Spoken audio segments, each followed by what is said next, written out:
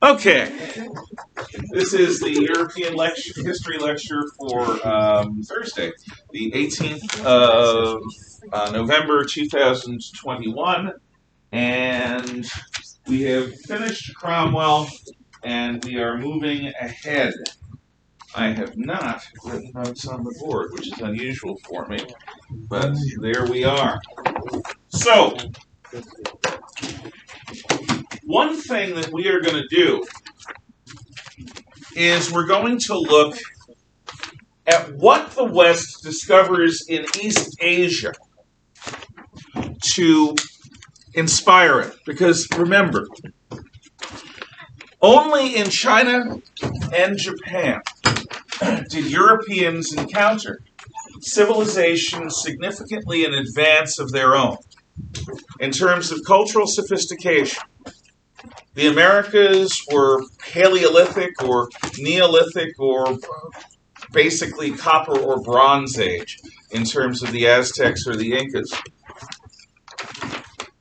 with accomplishments similar to Hammurabi's Babylon.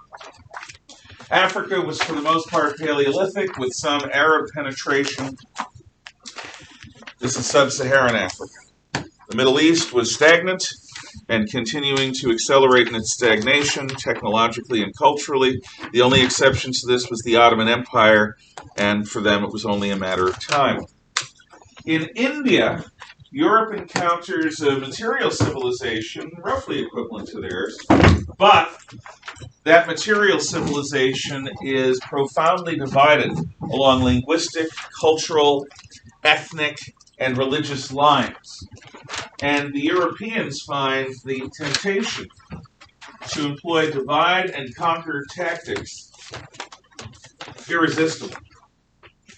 It is easy for the Europeans to find in the Indians' culture, or should I say cultures, old grievances that can be exploited to give an outsider more power and control. Are you gonna watch a movie? There we go. So, it is to China and Japan that Europeans look with wonder. And what the newly freed up kings of Europe, who since their inception had been dealing with a competitor in the church, no longer has that competitor because of the breakup of the Roman Catholic Church and the Protestant Reformation. The kings see what they want to see in China and Japan as an example for them to follow towards what will become called absolutism, which is the attempt to seize total power. So it behooves us to look at the differences between Oriental and Occidental civilization. The word Orient comes from Orientals, which means sunrise. Occident comes from Occidens, which means sunset. And so we are comparing Occidental or Western civilization with Oriental or Eastern civilization, particularly in the form of China. And you will see this very clearly in your notes. Now, before we go deep into this, understand that the kingship that did exist in the European Middle Ages was limited. First of all, the king always had to work with or against a very powerful Roman Catholic Church. Secondly, the king did not have a massive bureaucracy through which to administer the country. The country and the king's power was exerted through an aristocracy. The noblemen, the dukes, the counts, the margraves, the barons, the knights. They were given in fiefdom sections of the king's realm to rule in his name, in nomine regius, and in God's name, in nomine Deus. And these nobles largely ran things as they saw fit, in a heterodox fashion. So the kings needed to deal with the church, and they needed to deal with the nobles. That's not all, because the great cities of the realm could not be ruled by noblemen. They were far too complicated. The kings were ruled by a combination of lord mayors and a guild council, which are the heads of the various craft guilds, banking houses, and merchant organizations. So the people who ran the cities, we're on the first page of the notes, are those people who made money and who wanted to make money. Cities, remember, were the only exception to the old feudal order. So medieval kingship was very much a limited thing, largely restricted to where the king personally was, which is one of the reasons why the kings traveled frequently throughout their realm. They would stay with noblemen for a week or 2 weeks or a month or 2 months, and then they'd move on to another nobleman's fief and to another nobleman's fief and to another nobleman's fief. And what they would do there is they would see what the nobleman's problems are, make decisions about that area, show the flag, demonstrate their presence, and also get a first-hand impression of how things were going in the various portions of their realm. It also kept the noblemen honest, because they never knew when the king was going to come visit. And when the king came to visit, they had to make sure their fief was clean, both physically clean of dirt and financially clean of corruption that could be detected. Because if the king discovers financial corruption that cuts into his tax money, it's not a good thing, chop, chop, chop, chop, chop, for the people who are corrupt. Finally, there is a heroic idea of medieval kingship that is more romantic than real. And this is something that Philip II, King of Spain, fantasized about. He's probably the most powerful monarch of his age outside of, actually even including China and Japan in terms of the ability to change policy and administer things. But what Philip really wanted to do was ride around Spain righting wrongs like some superhero. Ride into town, see a corrupt situation, personally put things to rights and move on. Like a knight errant almost. But instead he had an inbox and an outbox and he did paperwork. So kingship was never absolute in Europe. In Asia, in East Asia, it's a very different story. So let's start by talking about the concepts of God, glory, and gold in the Orient as opposed to the Occident, in East Asia as opposed to Western Europe. In the West, which you are familiar with, the civilization coheres around Christianity. So God is God the Father, God the Son, God the Holy Spirit.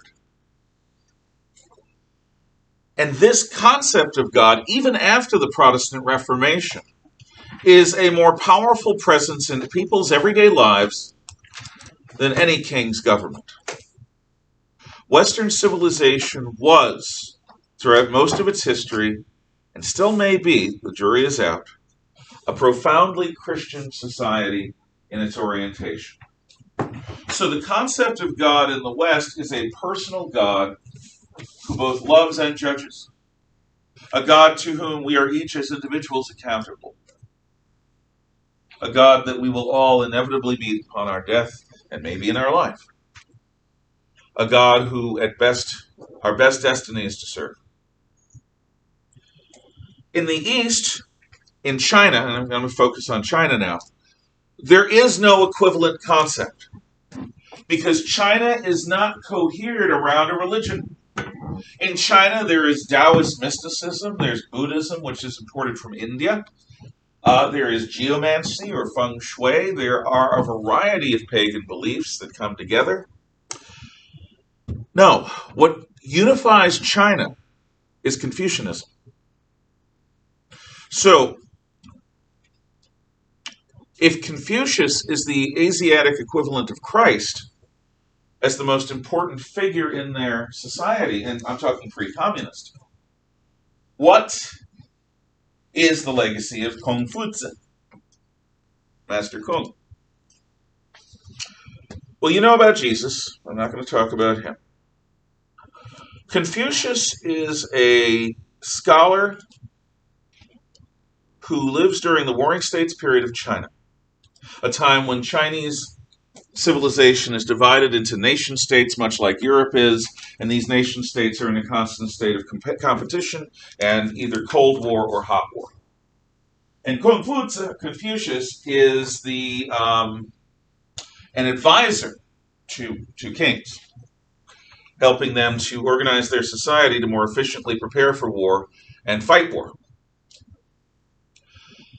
In his Analects, Confucius, which is the Latin version of Confucius writes about and describes and sets forth a philosophy of social harmony. A philosophy of social harmony. Confucianism is a philosophy of social harmony. And in that philosophy of social harmony, there is a place for everyone, and everyone should be in their place. So, in Christianity, a person is individually accountable to their God for their choices in life. In Confucianism, a person is a part of a larger organism called the family. And they are responsible for doing what they should do in that place that they have been put.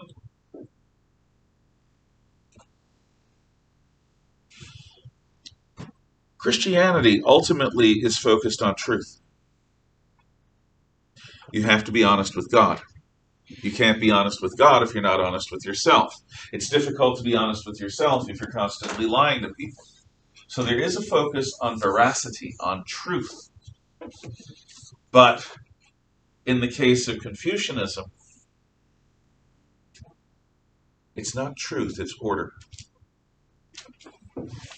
It's working in an orderly fashion, not rocking the boat, not disturbing the order, not violating the harmony. So, this is going to have fairly wide-ranging implications. Since the central heart of Confucianism is social harmony, let's look at how people actually live their lives. Okay, in the West, the Christian name or the individual name comes before the family name. So I am Ralph Kenneth Jude Thaddeus Genorio. Ralph for my father, Kenneth for my maternal grandfather, Jude Thaddeus, my patron saint at confirmation, and Genorio is my family name, which goes back to Italy through Latin America. However, in China and Japan, the personal name does not come first. The family name comes first. Now, you don't always get this in translations. For example, the most dynamic Japanese admiral in World War II is listed in American sources as Admiral Isoroku Yamamoto. Isoroku is his personal name, Yamamoto is his family name. However, he was never called that. He was called Yamamoto Isoroku. Yamamoto is his family name. Isoroku is his personal name. In Japan, the family name always comes first. In China as well. And Korea. In East Asian society, the family is the reality. The individual is a subset, a portion of the real life form, which is the family. Yeah. That is one of the reasons why when, if you go to any, dojo or I guess, they don't say like master by their first name. They say like Master Kim. Yes. Like my master, his last name is Kim. Mm-hmm. And like he's never ever said his first name. Yeah. They never talk about your first name. Well, because your relationship in the dojo is formal. Yeah. And it should be. Because discipline, hierarchy, all of that. This is all part of Confucianism. Now, what this means is, in the West, you are being trained to compete, to develop your personal skills so that you can shine above and beyond those around you, so that when it comes to getting into the college of your choice, you will have a better chance than the next person, because you have more fully actualized your potential. You are expected to stand out because of your extracurricular activities, or your ability to speak, or your ability with art, or music, or dance, or in earning good grades, or in understanding math, or science, or history, or whatever. You are supposed to excel. To excel means to put yourself above, to stand out as an individual. That is the Western way. Individual achievement, individual distinction. However, in an East Asian Confucian society, which, by the way, not only includes Korea, but includes Vietnam, traditionally before communism, when you leave your house every day, it is as if you are holding in your outstretched arms a very big, very thin goldfish bowl. That goldfish bowl is a sphere about this big, composed of very thin glass, filled with water, so it's heavy, with a few goldfish inside. This goldfish bowl is your family honor. Everywhere you go, everything you do involves managing the goldfish bowl so that it does not spill or slip or crack or get disturbed so the goldfish are stunned or killed. Everything that you do as an individual reflects upon your family. If you have a bad day at school and embarrass yourself, you've got the embarrassment of being there firsthand. But then you've got to hear it not only from your teachers, but from your parents, that you've shamed us. You've lost face for us. And the little old ladies at the market will actually taunt your grandmother because she raised such an undisciplined, self-indulgent, lazy grandchild. And she'll have to take it, to an extent, because it's true. But that's not all. Because in traditional Chinese civilization, the ancestors in your family are a very real presence. There is a shrine to the ancestors in most traditional Chinese homes. So your great-grandmother, who is dead in the afterlife, is going to have the ghosts of the other little old ladies who are dead go up and taunt her because she took part in the raising of such a lousy great-grandchild. You are not yourself. You are an aspect of your family. And as an aspect of your family, you don't have the authority to put the family honor at risk.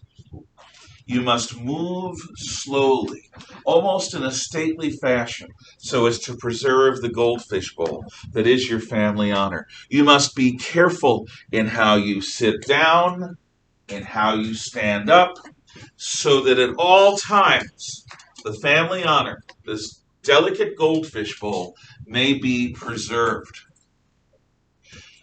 There is no privacy. There is no individual autonomy. You are a part of your family. The family is the reality. You are an aspect. Now, what this does, and I think you can imagine this, in the West, you are encouraged to stand out, to be dynamic. In fact, one of my hopes is that you will learn your own convictions and your own beliefs so that in life you will stand up against your government if your government violates them. You will stand with your government when it does what you think is good and righteous, but that you will oppose the political powers that be if those political powers that be engage in policies that violate your conscience.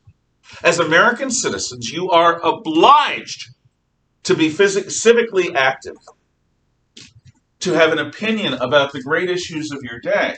Otherwise, freedom is wasted on you. You might as well be serfs. So you're like the mighty oak when a storm comes. You stand against the storm, which means if the storm hits you too hard, you're going to break. That's part of the Western way. As an individual, you risk trauma. As they said in our revolution, we are risking our lives, our fortunes, our sacred honor. In East Asia, you are expected to be a willow branch. Now, if you know what a weeping willow tree looks like, it's got all these very sinuous, almost tentacular branches. And with every breeze, every whiff of wind, they move, they shift, they adapt. The wind blows, the willow shapes itself in accordance with and to accommodate the wind. The opposite approach of an oak. In East Asian society, you as an individual are supposed to be invisible. You are an aspect of your family. You are a conservative aspect of your family. You avoid taking risks. You avoid standing out. You avoid taking chances. Because if you do any of those things, you risk losing face. And face, which is the Asian term for family honor, face is more important than life.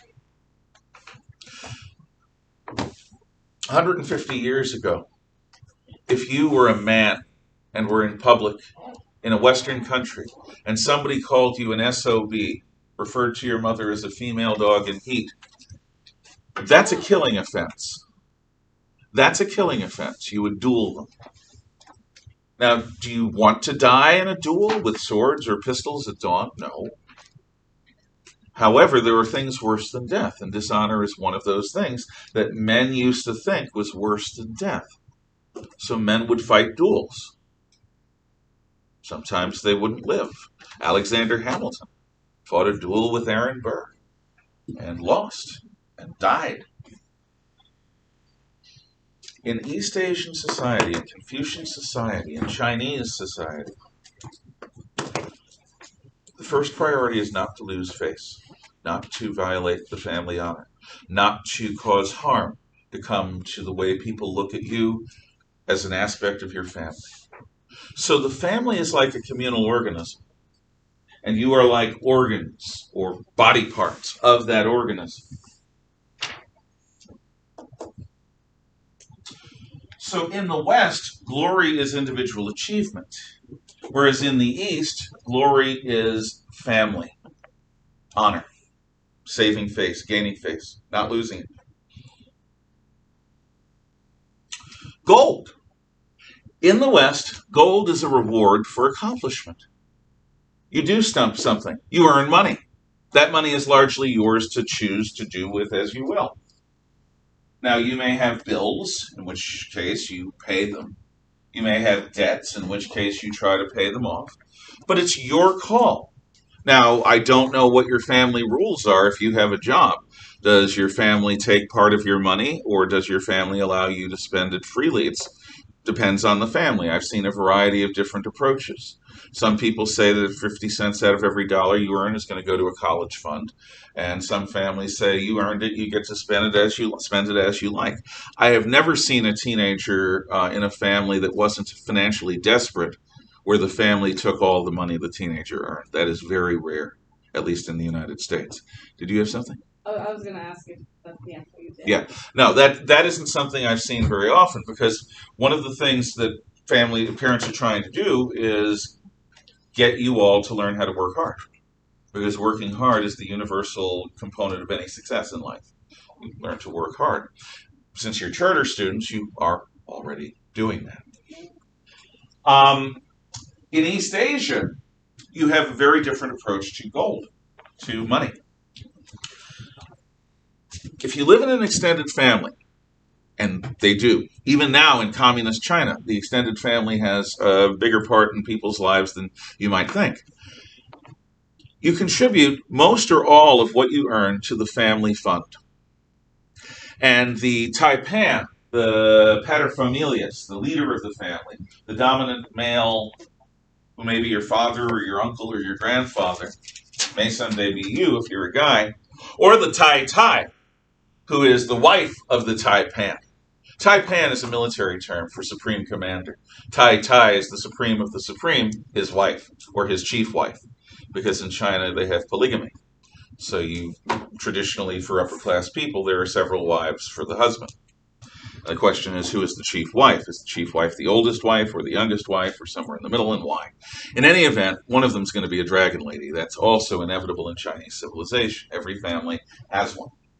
And if you've ever seen the TV show Everybody Loves Raymond, you will know Marie is sort of like an Italian version of the dragon lady.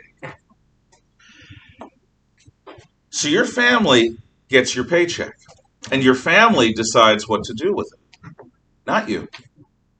Your paycheck is not your reward for individual accomplishment. It is your contribution to the family, to meeting the family needs. So, in all cases, the individual is occluded by, eclipsed by, the family.